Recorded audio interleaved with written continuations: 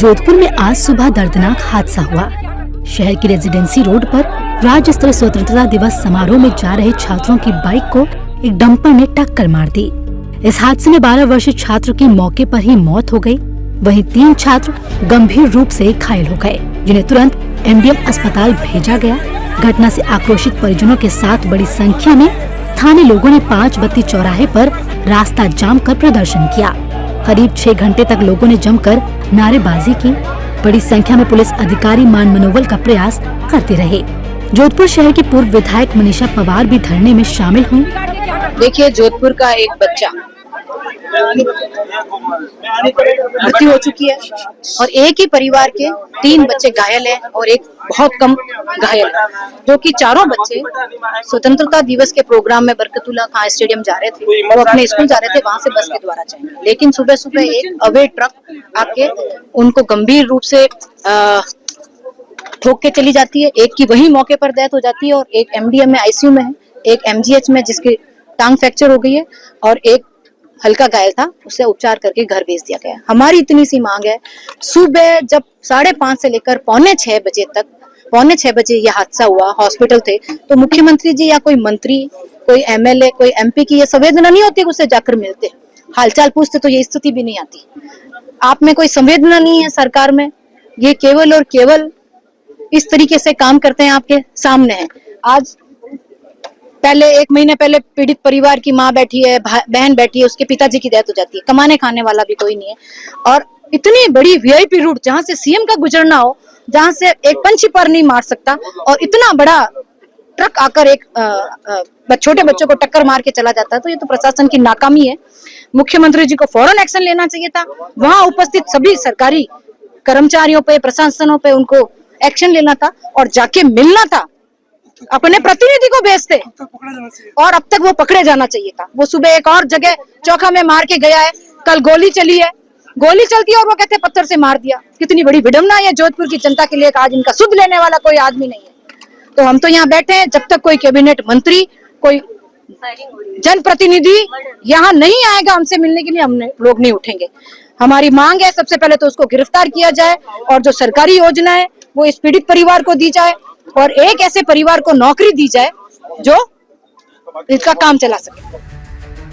शाम को राज्यसभा सांसद राजेंद्र गहलोत और विधायक अतुल भंसाली ने मौके पर पहुंचकर आक्रोशित लोगों को समझाया। उन्होंने मृतक छात्र लोकेंद्र सिंह के परिजनों को आर्थिक सहायता और परिवार के एक सदस्य को संविदा पर नौकरी का आश्वासन दिया, जिसके बाद धरना समाप्त कर दिया गया। जोधपुर शहर में गौरव पथ पर आज सुबह एक दुखद दुर्घटना हुई। दुर्घटना में 2 नाबालिग बच्चों का अकाल मृत्यु हुई, जो बहुत ही दुखद घटना है। क्योंकि आज राष्ट्रीय पर्व था और माननीय मुख्यमंत्री जी भी आज जोधपुर में थे।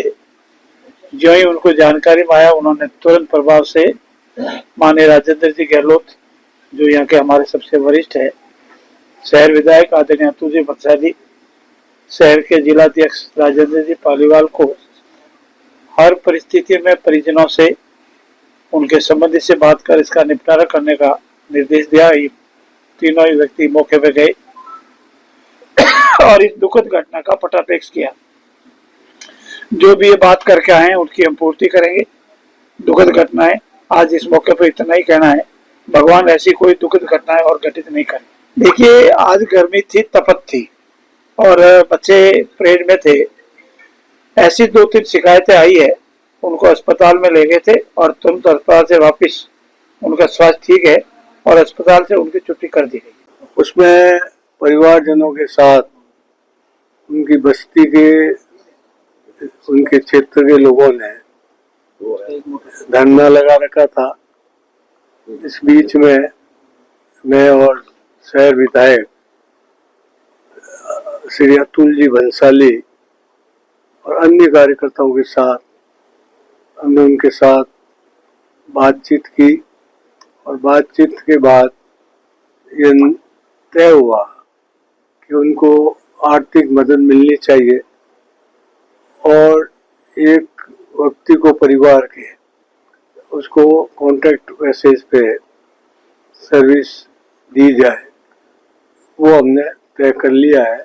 और ये बात हमने माननीय हमारे जोधपुर के मंत्री सम्मान्य जोगाराम जी को और माननीय मुख्यमंत्री जी को अवगत करवा दिया है। जोधपुर में राज्य स्तरीय स्वतंत्रता दिवस समारोह होने के चलते मुख्यमंत्री को इसी मार्ग से सर्किट हाउस होते हुए स्टेडियम जाना था। ऐसे में प्रशासन अलर्ट मोड पर था, लेकिन इतनी सतर्कता के बावजूद इसी मार्ग पर सरपट दौड़ते वाहन ने एक बच्चे की जान ले ली। यह हादसा प्रशासन की सतर्कता पर सवाल खड़े कर रहा है।